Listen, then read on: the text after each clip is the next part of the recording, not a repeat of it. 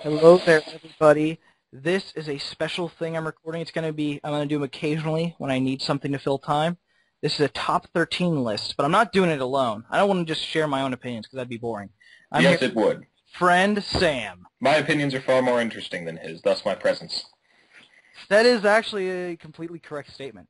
Oh, I was joking, but okay. Thanks. I think it's true. So this week, we're going to be doing a top 13 favorite episodes of a show. And what show is that? Avatar: The Last Freaking Airbender. The For best those of show you ever made by human hands and minds and crap. Stuff like that. It's For amazing. those of you who can't read the title above this video. Yes. So, Sam, why do you love this show so much? Because it's the best thing I've ever seen.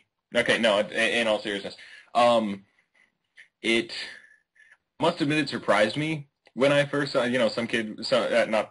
someone my age was all like, oh, Avatar: The Last Airbender is great. And I'm like, but what? Some kid show on Nickelodeon? No. But then I tried it, and it has a genuinely interesting and very unique fantasy premise and world, and they put a lot of detail into developing it, and then the characters, just as it went on, the characters became more and more developed, and eventually became some of the more interesting characters I've ever seen. And it just really blew me away. Everything about it is so very well done, and it is the best. It's my favorite show ever of all time. Wow. Okay. I Yes. can sum up the reason I love it. I started it actually watching it from the beginning. There were times when I stopped for a while just because I kind of lost interest, and I picked it up later because I was a kid. I didn't really know what was good or not. And then going back, it was astounding for me to realize how amazing this series is. And yeah, I love, as a kid I liked it for the action, and now as I'm grown older, I just love the characters. I love the story. I love how they were able to play with the characters especially so much, something that isn't Hmm. done as much with other shows. And the setting is simply freaking amazing. So yeah, love it. So That's we're going to be doing our top 13 favorite episodes of it. We're going to be yay. So it'll go me, Sam, and so Sam ends it. Because I don't want to be at last. That'd be lame. Oh. All right, so, almost forgot. Here are the rules. Because you can't just have a list. You need rules. So the rules That's for this list beforehand. And so you can post your own in the comments if you want to. The rules are, first, two-parters can only have one part of it in the list, okay? So you can't be like, oh yeah, so both, because, I mean, if we did, then it'd be like, oh yeah, so both parts of the Siege in the North, and then both parts of the Boiling Rock, and then the finale, it's like, that's the whole list. It's like, no, you can't do that, that's lame. So, no, not allowed to do that. Rule number 2, very important, 4 episodes per season with one left over as a randomized wild card. Gotta keep it fair. Can't I know, because if we didn't another way, it's like season 1 would be really left out. Like maybe 1 or 2 episodes total would be on the list, and that's not very fair. It was still a good season. So now that the rules are set, I'll start. Number 13, The Avatar and the Fire Lord from season 3. ooh, good choice. I really like this episode. This is the one where you get to see Zuko. You get to actually see Sozin and Ruko's Avatar Roku's backstory. And yeah, I really like that episode. It has some great world building, as my friend when I showed him the series made me realize. It has Ron Perlman, and things so much cooler just from his being there. And it finally gave us something they've been hinting at for a very long time. And part of the duality of Zuko's nature. And it was such a good episode. And I love the flashbacks. I love Zuko talking with Ira. All that is great. I love that episode. Awesome. Sam. Yeah, that one actually was pretty. That was one that I eliminated from my list just barely. By the way, floodgates open on spoilers, right? Or Oh is it yeah. not? Or okay, cool. Okay, number 13 for me is actually from season 1. It's The Deserter. Ooh. Yes. See, first time when I saw it, I was actually just kind of like, oh, okay, well, that's okay, that's interesting. But the thing that the interesting thing about it is that it actually has a lot more implications on the series as a whole. This is the episode where Aang meets Zhang Zhang, the firebender who defected from the Fire Yeah. Nation, and, he starts training him a little bit in fire, but Aang just kind of loses, he's too headstrong about it. He loses control, he hurts Katara, and it's I mean, outside of the simple fact that I found it really interesting. I never really thought about the effect that that would have on his future attempts at firebending until he started learning with Zuko in season 3. And yeah, right then I was realizing, holy crap, that actually kind of messed him up.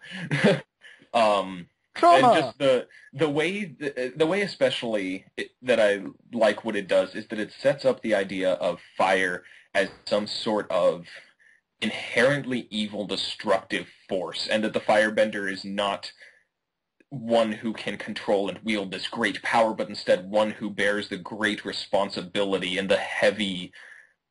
The firebender is the one who needs to keep it under control and keep this force from destroying everything around it. And for a while, that's kept as the idea of firebending until it's completely turned on its head later on.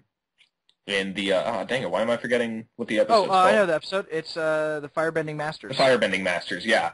And then we have a completely different idea of firebending, but just the way that it actually put kind of a false idea of firebending into our heads that seemed correct at the time was really interesting, and the effect it had on Aang was great, and just it had far-reaching implications that I thought were really awesome in hindsight. So I really like that one.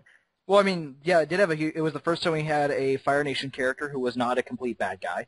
Oh, yeah, that's true. It was the first time Aang tried to learn firebending. Mm-hmm. It was the first time Katara used shielding. Oh, yeah, that's true, actually, yeah. And it's the time we learned part of Zhao's backstory. Yeah, as Zhang Zhang's former apprentice. To the point that's actually the page quote, I think the page image for TV tropes, what's like disciple with a purpose, or like a deceitful disciple. Oh, really? Yeah. Okay, yeah, that's quite fitting. Yeah, that is a good episode. It didn't make it in my list, but I do like that one. Yeah, that's all right. Number 12, The Library. Oh, it's from season 2, obviously. Great episode. Yeah, there's so many reasons. First of all, it is part of the turning point that is the middle of book 2. Mm-hmm. And, oh my god, there's so many reasons it's part of the turning point. But, first off, amazing opening. Sokka has so many good lines. My favorite, if we're going to take a vacation, to the library! Yes. It's such a fun episode. It has a huge reaching implications on the series as a whole. There's the whole thing with Appa that at the end. Yeah. Oh my god, that was fantastic. It's just a really, really, really well done episode, and I really love it. And we got another spirit guy, and more spirit characters always fun. Yes, that crazy owl thing was awesome. Yes. Yeah. Okay, well, number 11 for me. No, 12. I mean, sorry. 12. Yeah, I ended up accidentally skipping one. Is the Southern Raiders. Now, here's the thing about this episode.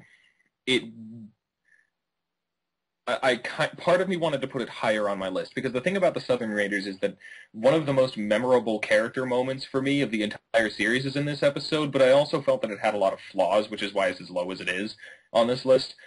Namely, it seemed rushed. I thought to so. me.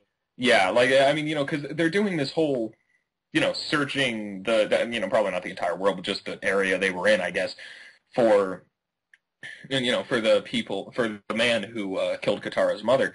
And it was almost kind of like if all the crazy world-hopping, clue-following stuff that happens in the Bourne movies or something was compressed into a few minutes. It's just going from one place to another as quick as, just over and over again. And it seemed like it wasn't quite giving it enough time for the plot to develop. But two things about that in terms of Katara, who is one... I love all the characters in this show, but she's one of my favorites. Agreed. Two character moments for... sorry, what? I was going to say, of the gang, she's my least favorite, but that's not saying much. Like, I still love her as a character. Yeah. Yeah. And she is... oh, man, I don't even know which of the gang... You can't even ask me Sokka! that. Sokka is best. Well, see, every time I'm like, oh, man, it's totally Sokka. Oh, no, wait, but Toph. Oh, but Katara. And I can't decide. See, Toph, I can't... Toph is not as high up for me as a lot of people. I still love Toph a lot, but she's not. Yeah, well, they're all amazing, is all. And but, okay, anyway, yeah, so Katara is one of my favorite characters, and two moments for her in this. One, which, I'll get to the origin in a later thing, because, dang, I love that episode, but when she bloodbends the guy, Oh, yeah. Because you saw in the Puppet Master, she was devastated at the mere fact that she had to resort to that.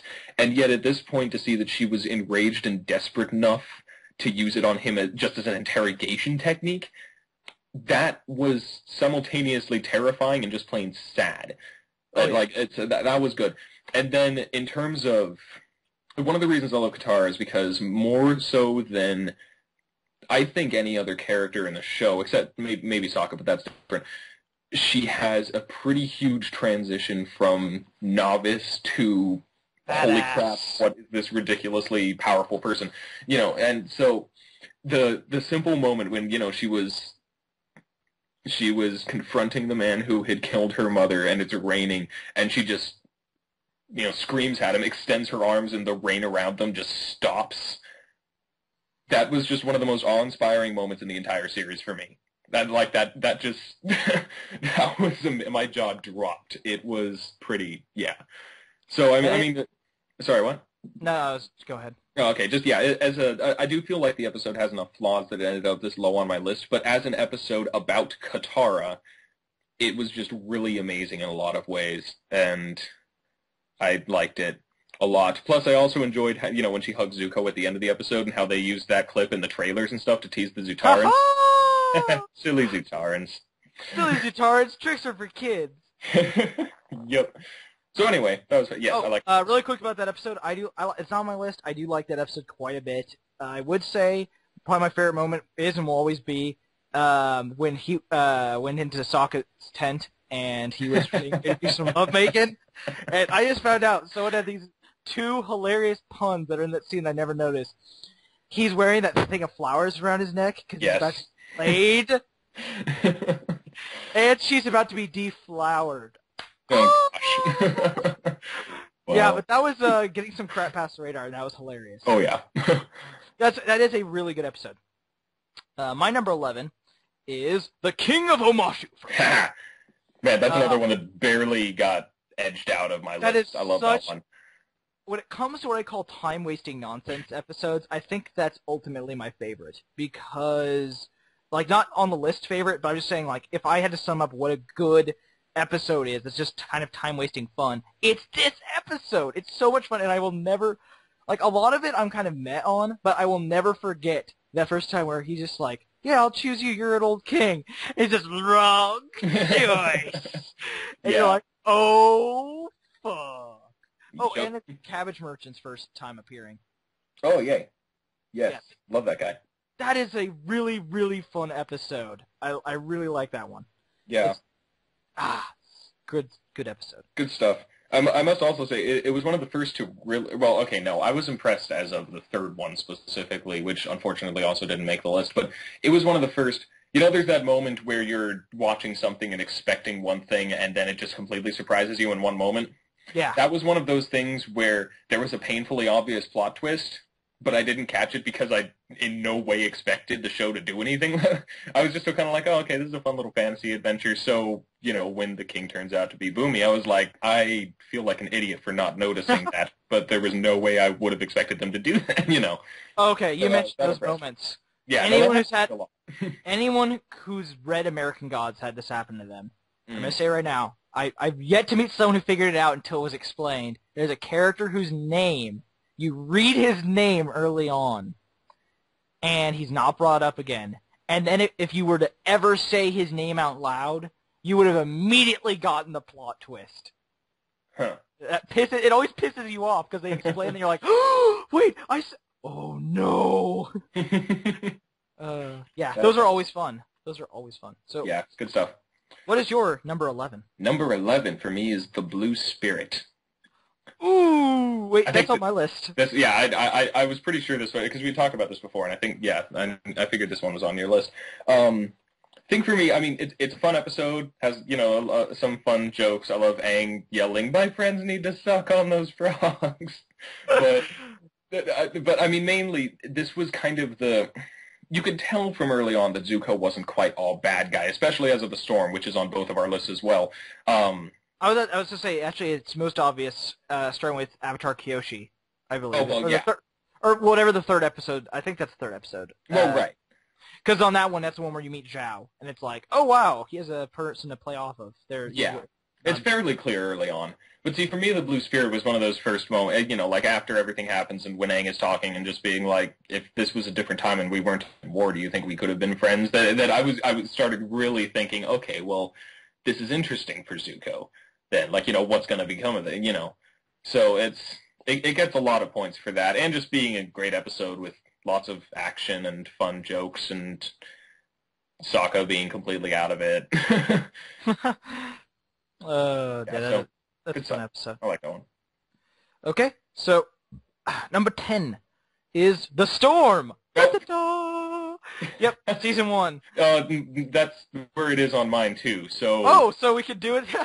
We'll just talk about it now, I guess. Oh yeah, so The Storm. That was one of those early points in the series where you went, "Oh my God, this series is something incredible." Oh yeah. And what's weird is it's one of, I think, the many episodes, especially in season 1, where the B plot, or as I call it, the Z plot for Zuko, because A plot, B plot, instead Aang plot, Zuko plot. Oh yeah. The Z plot was more interesting than the A plot. Yeah. Zuko's backstory episode is so much more. I still like the Aang portion, but with the Zuko portion, you had Iroh redirecting lightning, and you got to see Zuko as what happened to him, and made you feel for him, and all the stuff with his crew and him risking his life. That's so interesting and so cool. Mm-hmm. And yeah, Blue Spirit's one of those episodes, but yeah, The Storm is definitely one of those episodes where you go and wow, this was badass. Oh, I think it was also the first time Fire Lord Ozai got to speak in the show. And Mark Hamill. Mark Hamill. Yep. Yep, I told my nephew that actually. He and I are watching through the series right now. He's 7 years old, and yeah, we're watching through it together. He'll just come over on Fridays and we watch it. And we recently watched that episode, and then I told him that the Fire Lord is voiced by Luke Skywalker, and he thought that was the coolest thing ever. Well, it is. Yeah, pretty much. It's good stuff. It is good stuff. What did you want to say about it? I mean, basically the same stuff. Yeah, knowing the backstories of both characters helped develop them a lot. Seeing Aang's, especially, I've seen the show through beginning to end many, many, many times, and knowing all of the story and seeing Aang's, that was actually a legitimately difficult situation for him, and it's more evident the more you see the show.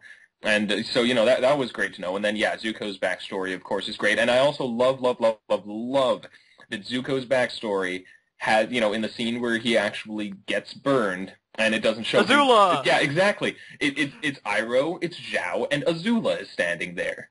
It's one of those moments where you see the episode again, and you see her there, and you're like, they planned it. Kinda. Well, to some extent, yeah. The point is that they knew... they did not just put some random girl... They gave her an animation, too. They made it obvious she was enjoying it. They knew who this was, and they put her there on purpose. So, that's a really great moment. Just, yeah, it's a great episode in a lot of ways. It's good stuff. Okay. Yep. Oh, yeah, it's my turn again. Yes, and I'm doing one... Yeah, now I'm doing another one that's already been done. The Blue Spirit, number 9. Yay. Another season 1 episode. I have 3 season 1 episodes in a row. Sorry, season 1. But number 9 is too, actually. Spirit. And, yeah, Blue Spirit is, like he said, it's a really good episode, especially the action scenes. The Yu Yan archers, sadly, yes. It's very hard for me to think of them without remembering the Avatar Bridge thing, where it's like a team, Aqua Teen Hunger Force thing. The Yu Yan archers! Oh, wow. And you can't use them! Yeah, it's... I really like that episode. It was, like you said, it was that kind of moment that, I guess you were able to do that. I'd say, think back, when I was I watched this when I was like, when it was, as it was coming out, I was young. And so, like everything at the time, I didn't think anything more of Zuko. I was like, yeah, he's the reoccurring antagonist. Like, every show I liked, most shows I like have a reoccurring antagonist shows up. I didn't think he'd become at all. And then as the time went on, I was like, maybe they're hinting at it. And this was one of those episodes where maybe they're hinting at that. And I went, no, that'd be silly. Man, you were one bright kid. Good job.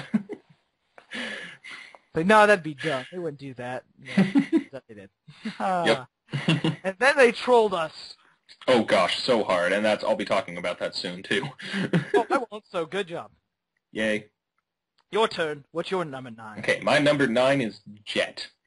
Now, it's recently come to my attention that a few people really don't like this episode, and to them I say, why? Okay. Doesn't like this episode. Oh, yeah, exactly. Okay, no, Elliot, actually. Who? Elliot. What? Which will mean nothing to any of the listeners, but Elliot, if you're listening, shame on you. Anyway. Anyway, there are a lot of reasons to like this episode in my mind. Jet's kind of an interesting character, somewhat cliche, sure, but interesting. A lot of great visuals with the cool kind of Ewok place that they've got going on, and lots of interesting stuff. But the main thing, also the awesome action scene. It's one of the better of season 1, I think. Not quite the best. I wanted to put Bato of the Water Tribe on this list just because the fight scene at the end of that is my favorite of season 1, but that's not ample reason enough. But anyway, so yeah, the main thing I love Jet for is that it was really the first episode of the show to present something of a real moral dilemma. And I mean, it is, of course, it's one that's fairly overplayed and all that stuff. The whole, do we, kill all these innocent people for the sake of killing these people that need to die? But he who fights monsters. Yeah, exactly. So, I mean, it's been done before, but I expected nothing from a children's show. At this point in the show, I was already impressed that it had such an interesting backstory, story and world and characters. I did not expect it to actually go into gray moral areas at all. So that was one of the first points to me where I realized, this isn't just some, random kids cartoon. They're actually creating a true work here. They're not just trying to entertain children. They're actually trying to tell a good story. It was one of the first times I really realized how far they were going for that. And, I think it deserves a lot of respect for that. Yeah, it's on my list. I do really like. I was going to, and I had to think really hard. It was a tough one not to put on. I do really like that episode. I just like to say two things. First of all, yeah, I really love that episode. I love how much I hate Jet.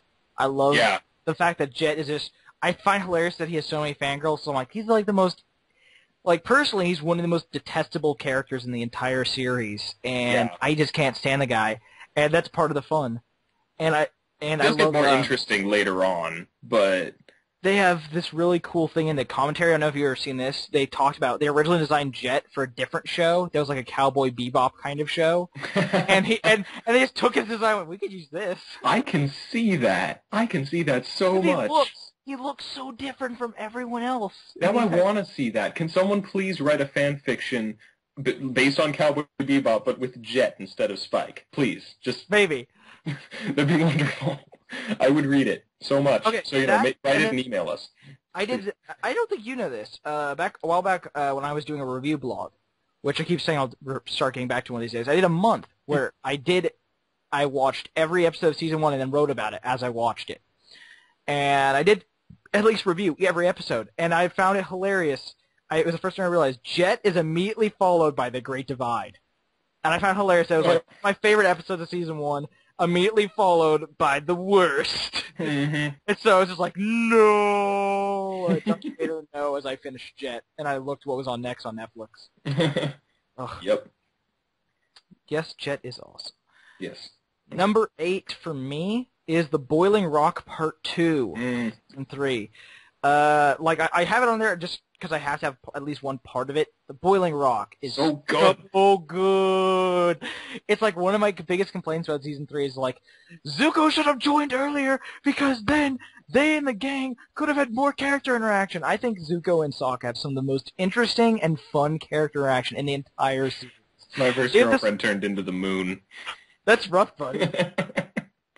One of the best lines in the series. Love it. They play off each other very, very well, and I've seen several good friendship fics of them done, and it works because they do seem to be just these really cool, good friends, and that's really what carries it through. In general, it's amazing. I mean, Riot. I absolutely freaking love The Boiling Rock. I do think it's overplayed. It is one of those episodes I think is very overplayed. I don't know why, but that one is played a lot on TV. And I only ever notice on what's coming up Thanksgiving. I always, at some point Thanksgiving, will turn on the TV, and they're always having Avatar marathons, and yet they'll always sneak The Boiling Rock and The Fortune Teller in. And I'm always like, I why? like the fortune teller. It barely You missed shut this up! list. Sigh. I don't like the... Okay, I like parts of the fortune teller, and other parts I cannot stand with So whiny... the immature guy that likes really random humor in me loves the random duck thing. Okay, that Like was funny. yeah, just when Aang is all, kind of downcast and just stares at this duck for half a second, and then just makes this weird noise and cuts to another scene. Like, I laugh at that every time for some reason. I just, again, it reminds me of that Abridged series joke of it, where he's just like, that's it! If I'm wrong, let God strike me down! That's awesome. Yeah. So, yeah, Boiling Rock, full of, oh gosh, Suki is amazing in that too. Oh, yes. Suki is underdeveloped as a character, I really feel, but at the same time, episodes like that really help make me not give a fuck. Yeah, certainly. Alright, your Okay. number 8? Yes, I would like it noted also as well. I considered doing that, except that I knew Roy would, and I couldn't choose between the Boiling Rock Parts 1 and 2, so I just let it be known that those deserve a place on my list too. They're just not here for logistical reasons. So, The gold. yes. So, oh man, why didn't I'm looking at my list and I realized I didn't put one of the episodes with one of my favorite moments of the entire series on it. I'll have to talk about it afterwards, if that's okay. Okay. Honorable mention time. We can do honorable mentions. Okay, awesome. I like that. So, number 8 for me is The Cave of Two Lovers. This is only one of 2 episodes on this entire list for me that is on here, not particularly because of character development or anything like that, but because it's freaking hilarious. Really? Oh yeah. No, I absolutely adore this It has episode. a couple jokes that get me. It does have a couple jokes that Only get me. a couple? I love it so much. I like basically all of Sokka's just like, guys, I think that might be the Avatar. Yes. No, that's good stuff. I was Sokka that entire time. I was like, these freaking hippies. Yeah, well, yeah, exactly. No, Sokka was great in that, but just, there was a lot of funny stuff. The random stupid songs that they were singing, some of the littler things, like how early on that one random hippie girl was braiding Katara's hair, and she's talking to Sokka, and, like, pulls her arms out and accidentally pulls Katara's hair, and she's just like, whoa. And, like, that's just a background thing. You don't notice it otherwise, but, see it a few times and you might see it. And it's just a bunch of... Yes, exactly. And that song is awesome. It's one of those episodes where I watch it and I'm laughing pretty much the entire way through. So, yeah, usually my top ones, as you can tell so far, and as you'll see more of, are the dramatic ones, because I'm more of a drama-centric person than comedy. Can I say really quickly, I just found this out. I'm looking at these episodes on TV Tropes as we do them. I did not know this. It turns out, according to Mae Whitman, who voices Katara, when there's that in the dark thing about whether or not Aang and Katara kiss, according to her, they did. Yeah. Oh, yeah. So totally. Is, basically. So, yeah. Woo-hoo! So that was mean of them, too. Just like, oh, will it happen? Will it happen? You have no idea. Have fun wondering, shippers. Like, that was just mean. But, yeah, no, it's good stuff. I really enjoy that episode. Not to mention, one heck of a cliffhanger. That was... Because, that ended with them getting to Omashu, and it was burning and Fire Nationed, and it just ended there. All right, my number 7. Lake Laogai. Now, there are a lot of reasons it should be on here. I mean, it has so much great stuff in it. It's just a really good episode, but the biggest reason, I can nail it down to one line. Who are you, and what do you want? That entire speech with Iroh is honestly my favorite lines of dialogue in the whole series. Seriously, I just completely love this episode. Just pretty much, for a lot of reasons, but just for that, because it was like Iroh had finally had enough. He was like, no, I'm not just going to sit here and be nice. Fuck you, Zuko. He's like, it's so good. And apparently that's a Babylon 5 reference, and I need to watch Babylon 5, so I'll get to that one of these days. I'm now going to have commenters going, you haven't watched Babylon 5 shit. That works. All right, so. It is worth, I will take this time to make another note. That's another one that I almost put that or another one from that area of the show on here, and then I was like, I have no idea which of the Ba Sing Se conspiracy story arc I would actually put on here, and I know that he's going to put Lao Guy on there, so whatever. So, don't say bad at me for not including it. Yes, it's amazing. Gosh, the battle scene with Jet. Oh, That's, so good. I guess my only complaint with the episode can be it's very ambiguous whether Jet died or not, which was annoying.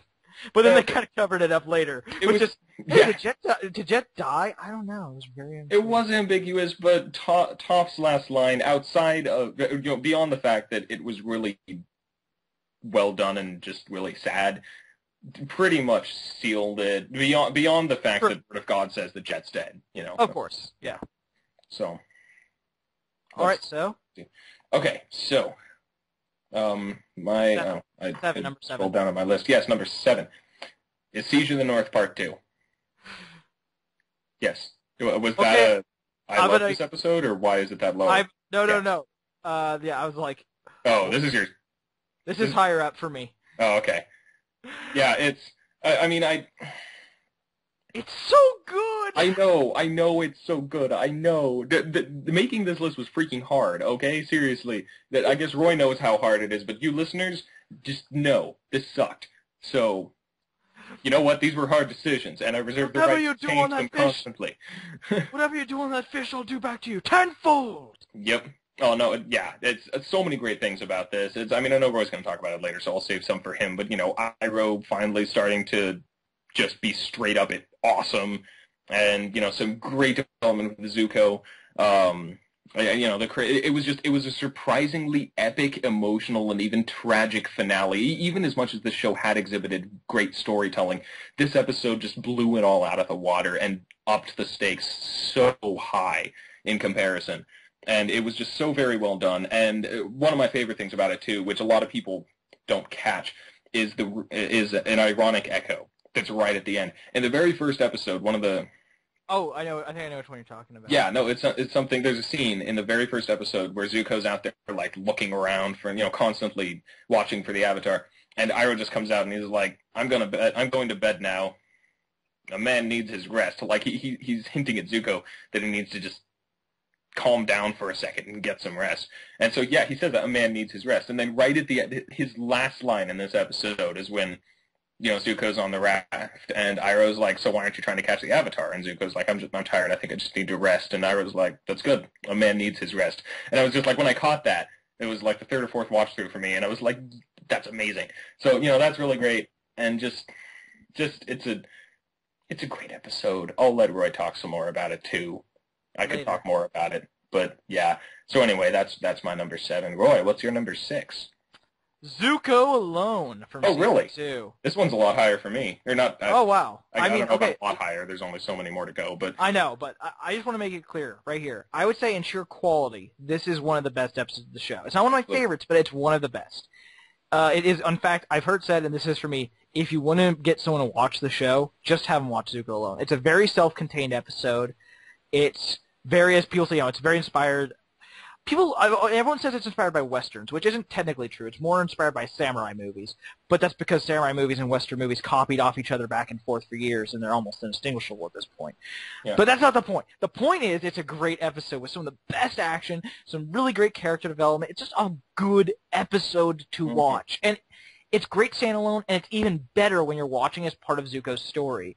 Not only getting to see some of his childhood, but as someone pointed out to me until I realized that speech about the swords and how they're just two parts of the same whole that need to become in harmony. And he's actually talking about what he should be doing. That Zuko is of two halves, and he needs to become in harmony, and he just isn't right now. And so much good stuff in that episode. Really love that one. I can't stop. Everyone loves it. It's one everyone loves, so I'm not going to talk about it too much. You go ahead with your number 6. Okay, my number 6 is The Crossroads of Destiny. Now, this is... Yes. Not on my list, but I do love it. Yeah, no, the last episode of Season 2, and see, I considered not putting it on here and replacing it with another one from Season 2, but the fact that I decided not to do anything from the Ba Sing Se conspiracy arc simply because I couldn't choose one, and I knew Roy was doing one, made it so that I had the opening, so I went with it. And really, this is for one reason. I mean, there's a ton of incredible stuff in this episode. Just, it's such an amazing episode in so many ways. But the thing... Okay, by this point, given Zuko Alone and all this stuff, we knew, hey, Zuko's going to become a good guy eventually. Oh, yeah. We knew it by this point, It was... I mean, not necessarily to say it was contrived, because they did it so well, so that you certainly couldn't call it that. But we knew it was going to happen. And so we saw all this development happening. The end of Season 2, the last while of Season 2 was developing it so much. Zuko got so much development and changed so drastically in so many ways. And so, right out by the end, we're thinking, okay, yes, this is the moment, Zuko. Finally, you are going to do this. You're going to choose right. And then he didn't. And I was freaking shocked. Yeah. I mean, honestly, it surprised me so much. It took me a good, the rest of the episode barely even registered for me, honestly. I was just like, what? But we've been working up to that. What went wrong? That's what we have been building. Oh, what? What? Oh, okay, I have a couple things, and one of them is why.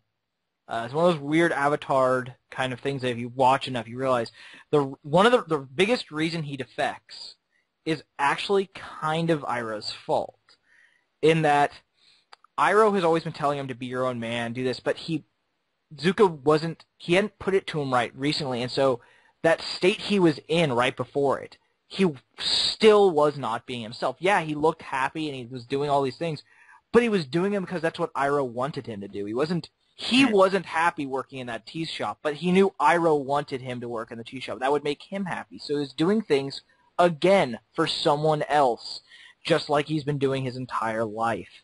And so when his sister offers him that chance to get what is his, it kind of makes sense why he chose it. Yeah. Yeah, no, it really is. As a character thing, it works really well. Well, and see, it's one of those things, only so many shows get it right. It's one of the reasons I love How I Met Your Mother, because they do this a lot. In real life, only so often is there some big dramatic moment where you pull a heel face turn and go right from then on. That doesn't happen. You have a reason to, and then when that reason's gone, you regress. And it's a battle where you gain ground and lose it, and hopefully, if you're doing it right, gain more ground towards the change that you desire. So, just the fact that they actually went to make it better than just here's this one, because it made Zuko's story so much more interesting. Instead of just, oh well, okay, I see the error of my ways. It actually made it so that Zuko actively made a choice and got exactly what he wanted, and had to realize the hard way that it wasn't what he wanted. It was awesome. The way that they did that was great. And so yeah, this episode, just for that ridiculously surprise ending and great storytelling, it's really good. So yeah. Okay, yeah, I just want to quickly go over what I loved about it also. Just a little story is I have a roommate who's an artist. Well, I had a roommate. He's not my roommate anymore. But he's an artist. He's kind of an animator. And I was doing a watch-through of Season 1 for my blog, as I said. And he came in and he was like, oh, I've heard of this show. So he sat down, I think in the middle of Jet, I believe is where he sat down. He went, I want to watch this. I'm going to finally sit down and watch all this. And so his first time watching through was just like from Jet onward. And he really got to enjoy the show. And when he got to that part in Season 2, and that's where he ended it for the night. And he was like, what is this? What is going on? Yeah. And yeah, it was hilarious. The only other thing of comment, I don't want to have to bring it up later, is just hilarious thing is, he's kind of weird in his opinion sometimes. He really loves the series, but he'll still always say his biggest problem is he really doesn't like, it's a pet peeve, he doesn't like Chosen One stuff. Well, and he doesn't like that Aang is the Chosen One. He would have rather had it that he was special for some other reason that he was destined to. And I'm like, well, it isn't like written in stone that he's going to succeed. That's part of the point. Yeah, it's his job to do what he's doing, but he could easily fail, and others have before. Yeah. But kind of takes, I don't think he's as much a Chosen One as a lot of stuff. But still, I understand. Yeah. It's also, sorry, just really quick, because I forgot to mention this, just along the lines of surprising, this just straight up trolled. This episode ended with the Avatar having died, and sure, it's been brought back, but having died and having lost the entire Earth. Like, basically, the Fire Nation won the war at the end of this episode. Yep. I mean, just... And then we were gone. I think the gap between seasons was so long, dude. See, I don't know, because I caught up I'm gonna look ways into Season 3. I was so when that happened, I was like, thank God I don't need to wait for this. So yeah, no, it was a great episode. Lucky man. You are a lucky man. Yes, I am. So anyway, yeah, that happened. That did happen. Yep. So now is my number 5, The Siege of the North, Part 2. Yeah, oh, that's hey, yeah, I like mine's- that one too. Really? Yes. Yeah, that's my favorite episode of Season 1. It is honestly freaking incredible. Mm-hmm. I don't know how I can honestly just talk, like we've talked about before, so many great moments. The part where he merges with the ocean spirit is just freaking beautiful Mm-hmm. and terrifying at the same time. The whole UA storyline, going into the spirit world, all of it. Him and Zuko carrying him out to the to carry. Well, I can't remember exactly how you would put it. Yeah, carrying him out, and how it's brought up later again in Lake Laogai. You know, like you would have frozen to death. Yeah. And then what? And you know what I just realized neither of us have brought up regarding this episode yet that needs to be mentioned? Ko. The face stealer. I just kind of did. But oh, okay. I didn't quite catch it. But you know point what? being, he said that he would see the Avatar again, and he had better as heck show up in the spirit portion of Korra. Because I want that so bad. Okay, I just looked it up, just so you know. The ending, Crossroads of Destiny ended in December 1st, 2006. Then Season 3 started airing in September 21st, 2007. Oh, gosh. That's horrible. So 9 months of waiting. That's just... that's terrible. Why would they do that? And then there was a gap after the Day of Black Sun. Yes, I do remember that. That sucked. Oh, beautiful. Yep. Yeah, so, yeah, as we said. Oh, yeah, that's what I was going to say. Ko the Face Stealer, since you mentioned him. Something crazy I found out I didn't even realize. The guy who voices Ko the Face Stealer is 3-Dog from Fallout 3. Giving you the truth, no matter how bad. I can never look at Ko the Face Stealer ever again. Oh my gosh, that's great. It is, isn't it? Wow, yeah. That's amazing. So what's your number 5? My number 5 is the second episode on my list that I put in here because, holy crap, it's freaking hilarious. The Ember Island Players. That's coming up on mine. Yeah, I figured it'd be on yours somewhere. Just, I mean, not even just because it's funny, and it is. It's the most hilarious thing in the entire series, and this is a series that had Appa and Momo talking to each other and sword fighting. I mean, you know, like which that was hilarious, but this... I'm not a big fan of that episode personally, but... I'm not a huge fan of the episode as a whole, but that was awesome. Like that particular scene, I loved. But anyway, the thing about this episode was just the self-satirizing that was going on. The way that they were making fun of themselves, as well as making fun of the fans. Oh, yeah, like they just... There was so much satire and parody packed into this episode, and it was all so fantastic, and there were so many great moments. And then the way that they actually managed to take something that ridiculous and work it in for a bit of character development for each of the characters, too, that was great. You know, that was good. And it's just... Dude, your scar's on the wrong side. Yes. That was wonderful, yeah. But yeah, no, it's just... It's such a great episode, and it's funny, and also, I don't really, I guess I'm talking more vaguely about this one than I have about previous ones, but it's good, is the point. It's hilarious and wonderful, and it's my number 5. Oh, I'm going to talk about it when it's my turn for it. All right? Yep. My number 4 is the Western Air Temple. Oh, so many. So much to talk about with this episode. Okay. Yes. First of all, Awkward Zuko is hilarious. Hello, Zuko. Yes, exactly. You must look inside yourself and find yourself. And I don't even remember, but take yourself from yourself or something yes. like that. That part is so funny. The fight with Combustion Man. Yes. I just love the Bridge series. The second that came out, the Bridge series immediately made a thing of him doing like adding Fist of the North Star sounds as he did so. And, you know, he blows himself up and then Sokka, you were already dead. Well. There's that, and then of course my biggest reason is just that part at the end. Just if you screw Aang over one more time, you don't have to worry about your destiny because it'll end right then and there. And I was just like, Katara's best pony. Yes. That is simply, oh god, it's so good. That is such a fantastic episode. And the reason that season 3 isn't my favorite season is simply because it isn't Zuko is not part of the gang the entire time, basically.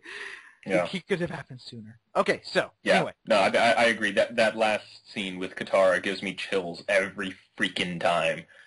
Just, yeah, so good. So good. Yep. Okay. You're... Okay, my part 4. Now, this is an interesting one. See, this one... I'll just say what it is first. The very final episode, Sozin's Comet Part 4, Avatar. Oh! I don't have it on mine.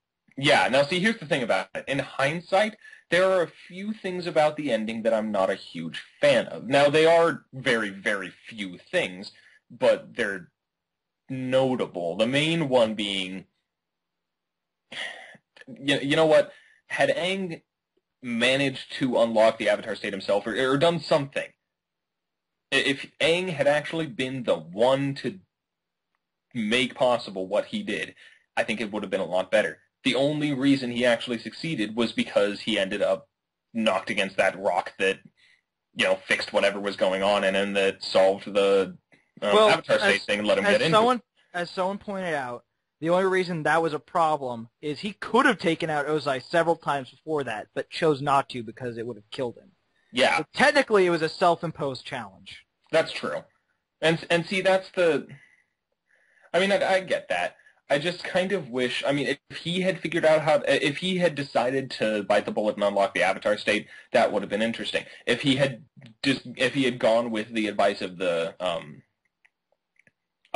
spirits of the past avatars and just decided and faced the reality that this was not about him, that he had to do what was best for the world, not for himself, that would have been really interesting. Now, not to say I don't have a problem with the whole energy bending thing. I think it's an interesting concept, and I think it was a great compromise. I like it, especially in the way that it's used later on in the series, which sounds, yes, this is the last episode, but Legend of Korra exists, so it counts. But it was just kind of the way that happened. I wish that Aang had done what he did entirely of his own volition, at the very least, as opposed to having depended on something that wasn't entirely his responsibility in the first place. And he got pushed into that rock.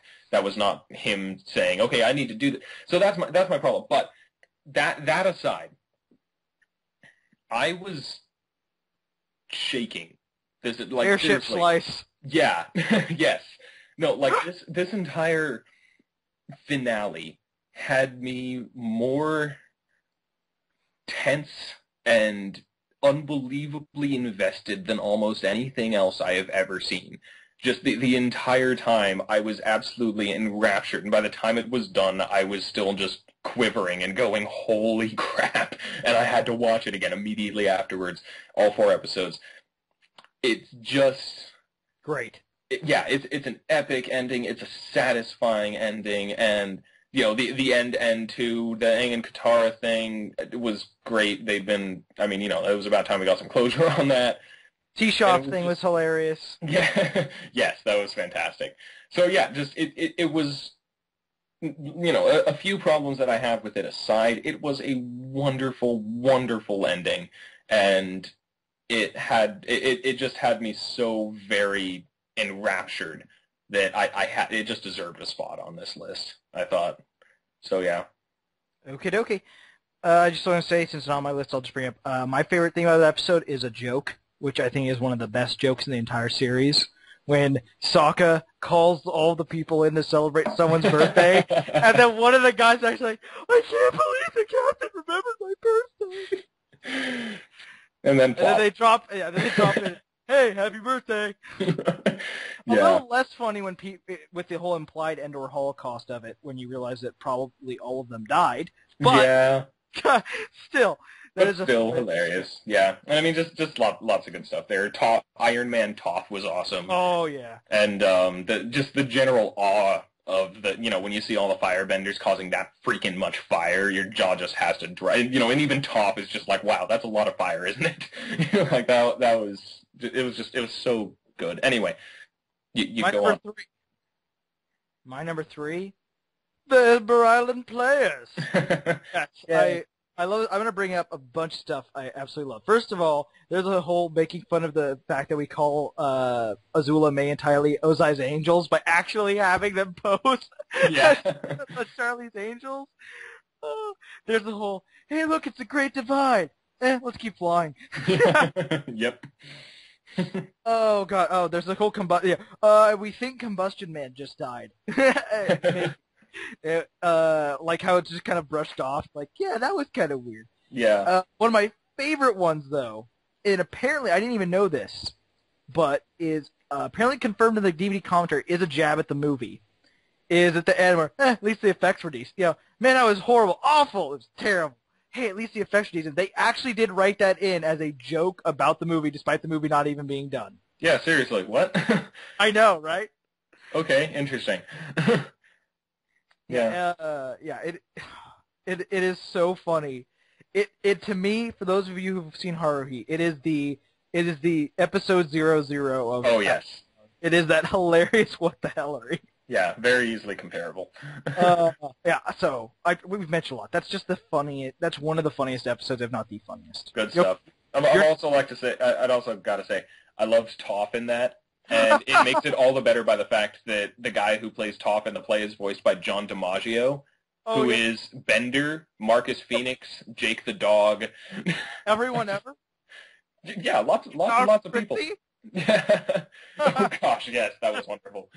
Okay, can I really bring up? I forgot about this also. Yeah. I love the actor playing Ozai. Yes. That's amazing. Yeah. No, it's you who is going down. Yeah. It's so funny because like Mark Hamill is so hammy already that they had to turn it up to 11. Exactly. I also loved Zuko's death cry. Honor! I still, now and again, like I'll be playing Halo, and if I know I'm about to die, I'll just scream, honor! Into the microphone.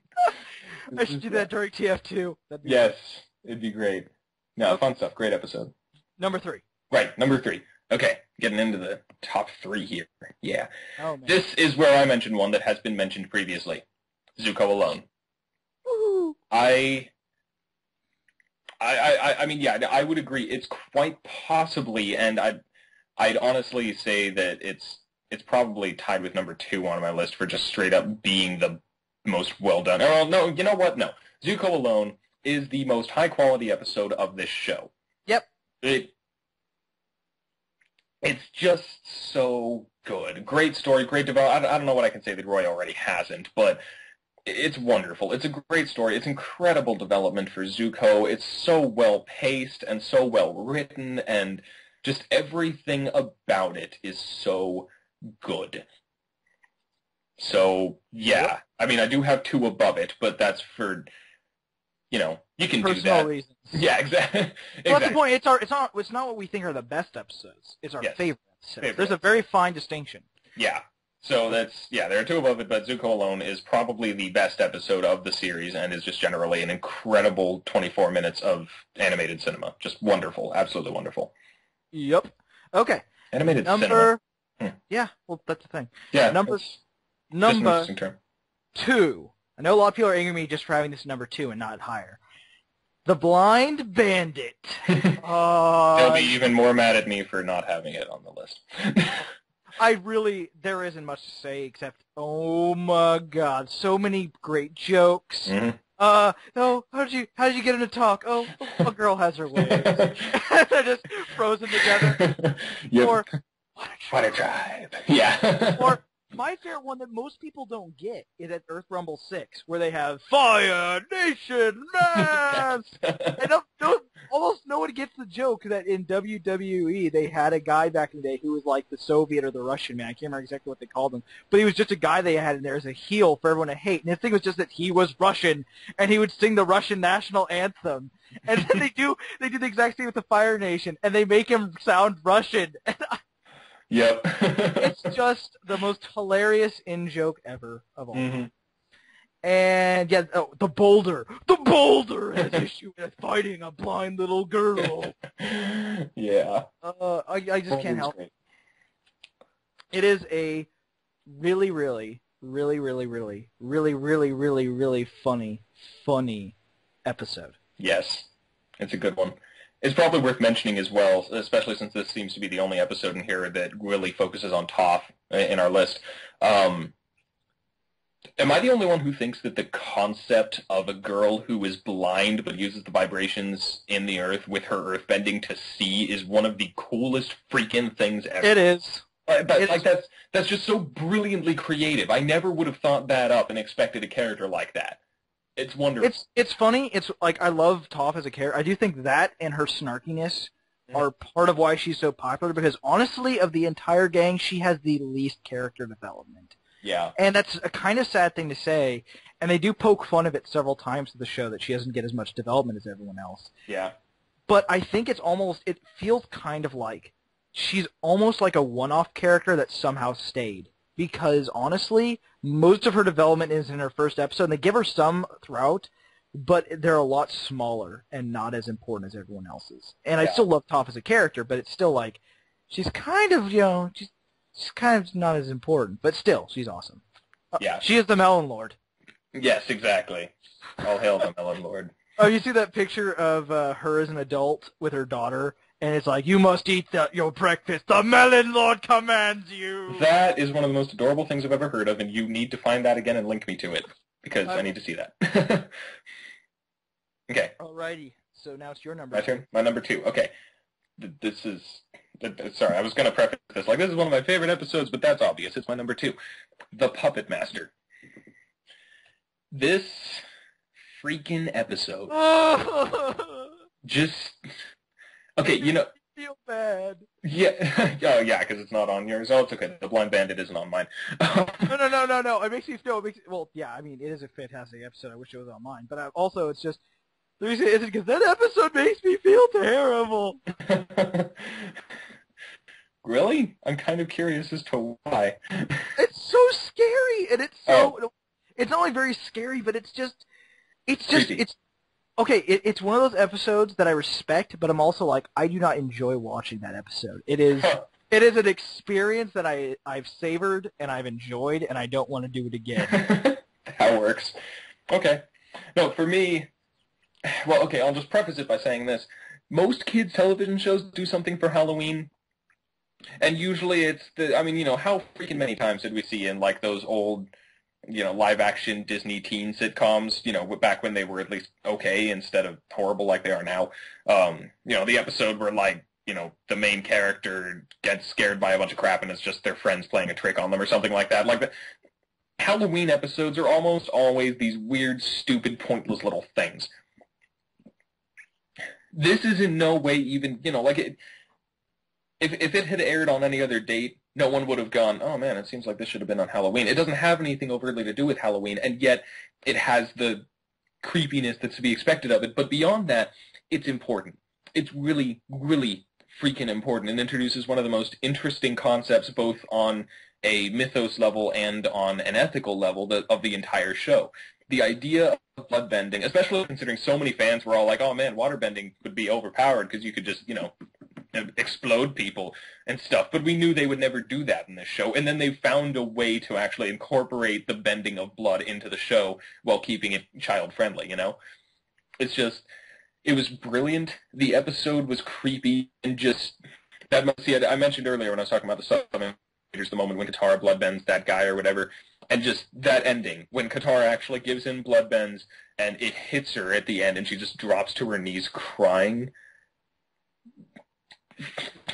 The show rarely punched me in the gut as hard as it did in that episode. Like that, it was a great, great episode, and I love so very much about it, and it's one of the most well done as well, in my opinion. It's just good. So it's a fantastic episode. I do like it. Yeah. I was gonna say what always creeps me about bloodbending the most is when it's being used. It's very obvious the way they animate it and the way like the dialogue is that you're literally being lifted by your blood. Yes. And how freaking painful that is. Yep. And, oh gosh. Yeah, no, it's it's honestly about as gruesome as I would expect an animated children's show to get, really. Because, I mean, sure, there's no gore or anything, but it's just so... The way it looks and the way it sounds, you know it hurts. It's just, it's unnatural. It's just wrong. And just, oh, man. Okay, really quick. Looking for that picture I told you about, I've never seen it before. It's FMA characters meet Avatar characters. Oh man, Scar meets Amon. That's so awesome. That's pretty great. I like that. Oh gosh, Bolin and Armstrong, best ever. Okay, so my number one, we're finally here. This is going to be a surprise for a lot of people. Almost everyone, they're like, really? That's your favorite episode? It's Sokka's Master. And a lot of you are like, what? That was a fun episode. For me, that is easily my favorite. It has so many things that I just love. First of all, it's a Sokka-focused episode that shows how freaking important he is to the group. Mm-hmm. Yeah, so there's that part. There's the fact that I'm sorry, I'm still trying to get over how much it's hard to put into words. All of they perfectly encapsulate who Sokka is in that episode. He is this person he loves to learn, he's incredibly curious, he kind of fails at a lot of things, but he's still going to try the hell out of it. And he's just adorable. And that is that episode in a nutshell. It is the most adorable episode of the entire show. And, that fight scene at the end, every time! Good. Every single time, and his master is so cool.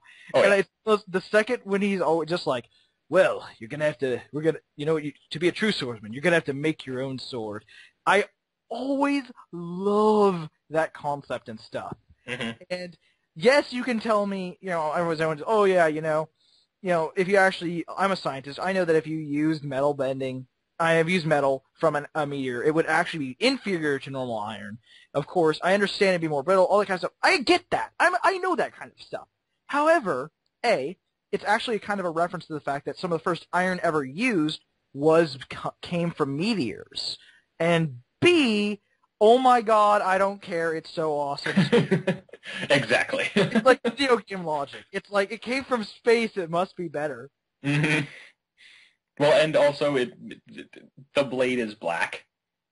And that's freaking awesome. It's so cool. I was so sad in the last episode when he lost it. I really hope that they made a search expedition and just found it later. Cause... I want to talk about this because this is a fun thing in between the third season and Korra. There was this really interesting thing where it was an open universe where he had the base premise, and then from there anyone could write their own episode, quote unquote. It was a fanfic called Gang Junior, where it was this group of the gang's children who were fed up with their parents and decided to go on an adventure together.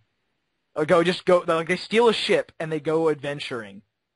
And it's just them having to write whatever, here are the characters, do whatever you want. And one of them was them questing for the space sword, or specifically Sokka's son, who is also Sokka and Suki's son, who I can't remember his name right now, but he was probably the coolest character. He was basically to find Sokka and Kamina from Gurren Lagann. He was just a super ridiculous epic. That can't possibly exist. He was too cool. He was too cool for school. And he was so badass, and he was just like, I need to get my dad's space sword. And he runs into Smellerbee trying to get it for a contract, and they fight, and it's so awesome. That's pretty awesome. I like that. Yeah, it was a really cool idea. Korra is so much better. But still, it was a fun fanfic idea. So what was your number one, sir? My number one. I don't know if this will... Well, no, actually, I know a couple people who have said this episode was the point where they fell in love with this show. My favorite episode of Avatar: The Last Airbender is The Desert. Now, see, a few, similar reasons why you named the library earlier, Roy, because, they're very, very closely connected. It's a mushroom. Yeah. Well, yeah, see, and here is one of the things I love about The Desert. Not the thing that I love the most about it, but one of the things I love about it. It is simultaneously one of the funniest episodes, in my mind at least, because you have things like the giant mushroom. Sokka was high on cactus juice the entire time. It was freaking hilarious. So it's one of the funniest episodes, and yet it's also one of the darkest.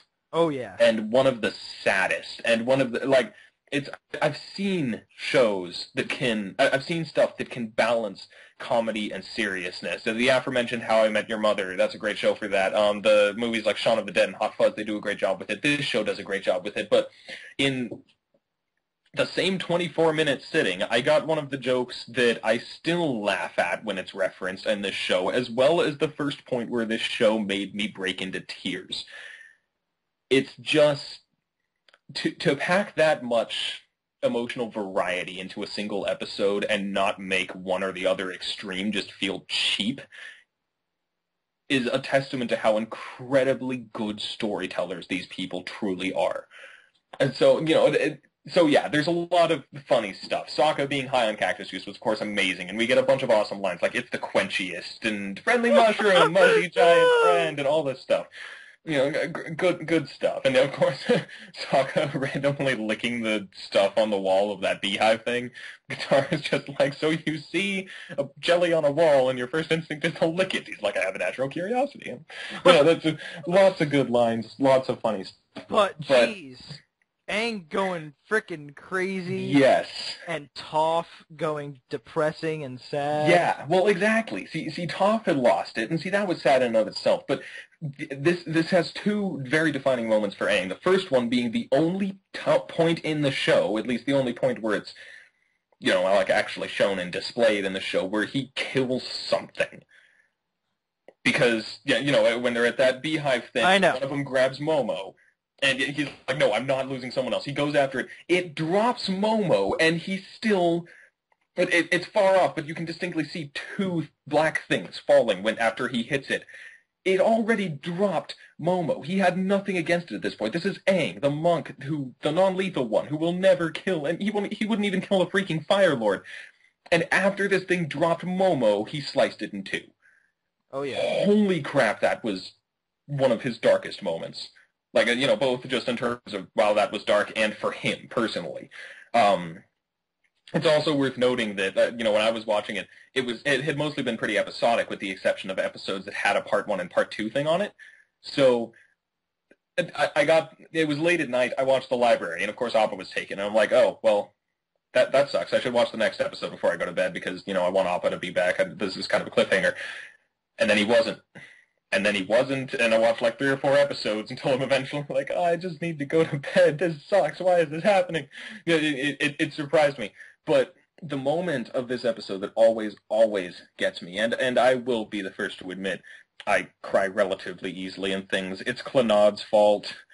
I didn't cry in anything, and then I watched Clannad and After Story, and it just completely broke me, and now I cry in everything. But in any case, the point where Aang... finds out that those sandbenders took Appa and sold him and just completely loses it. And then, everyone runs away except Katara. And she just walks up to him, grabs his arm, and pulls him down. Like, that pained look on her face, and knowing it was established at the beginning of the season, that she hates seeing him like this. And when she just pulls him down into her arms, and he finally exits the Avatar state, and he's just exhausted and crying. Can I just say, I wanted to bring up that moment too. But it was I guess for a different reason than you. I love it because that expression on her face when I look at it, it just seems tired. Like, she's been just so worn down by everything that has happened, and now this. Yeah. That the way she just walks up, it's just completely lacking in any energy. And it is just it just hits home, just like, what the hell has happened? Mm-hmm. Oh, yeah, that's a great choice, sir. Yeah. I really like that episode. Yeah, just that moment always freaking, that kills me. So, yeah. So then, that was it. That is our top 13 favorite episodes. Thank you for sitting through our BS. Woohoo! We will be back on Wednesday with an actual episode of our show. Can you believe it? Yay. Alrighty then. See you then. Bye.